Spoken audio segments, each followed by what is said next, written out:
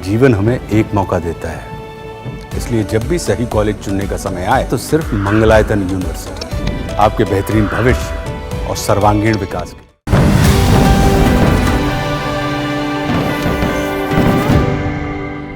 भारत में लोकतंत्र का पर्व यानी चुनाव अब पहले से और अधिक आधुनिक, पारदर्शी और सुगम बनाने की दिशा में एक बड़ा कदम उठाया जा रहा है।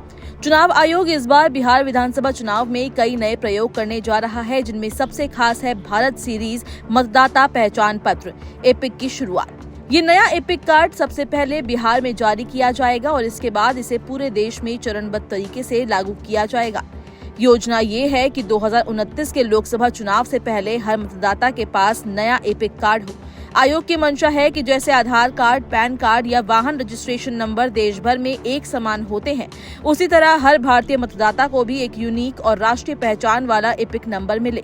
इस बदलाव का सबसे बड़ा फायदा ये होगा कि अगर कोई व्यक्ति राज्य या शहर बदलता है तो उसे नया एपिक कार्ड नहीं बनवाना पड़ेगा, सिर्फ पता अपडेट करना होगा, लेकिन एपिक नंबर वही पुराना रहेगा। इससे न केवल डुप्लीकेट पहचान पत्रों की समस्या खत्म होगी, बल्कि हर मतदाता की एक ही पहचान बनी रहेगी, चाहे वो देश के किसी भी कोने में हो।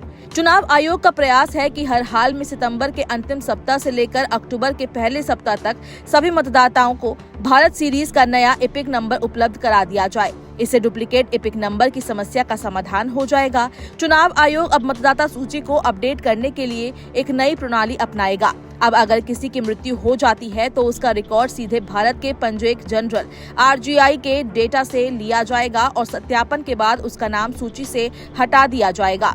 इससे मृत व्यक्तियों के नाम से मतदान होने की शिकायतें भी खत्म होंगी। इस बार मतदाता सूचना पर्ची को और अधिक स्पष्ट और उपयोगी बनाया जाएगा।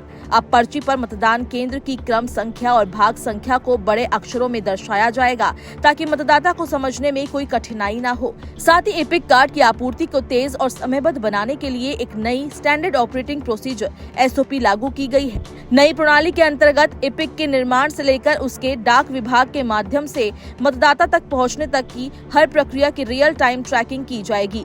मतदाताओं को इसकी सूचना SMS के जरिए प्रदान की जाएगी, यानी कार्ड कब बना, कब भेजा गया और कब वितरित हुआ, इसकी जानकारी SMS के जरिए मतदाता को दी जाएगी। राजनीतिक दल अब मतदान के दिन बूथ से मात्र 100 मीटर की दूरी पर प्रचार बूथ लगा सकेंगे। पहले 200 मीटर पर लगाने की व्यवस्था थी, इसमें अब की बार छूट दी गई है। इस पहल से दलों के समर्थकों के साथ साथ मतदाताओं को सुविधा होगी। इसके साथ ही इस बार आयोग ने 1500 की तुलना में 1200 मतदाता पर ही एक बूथ बनाने का निर्णय लिया है।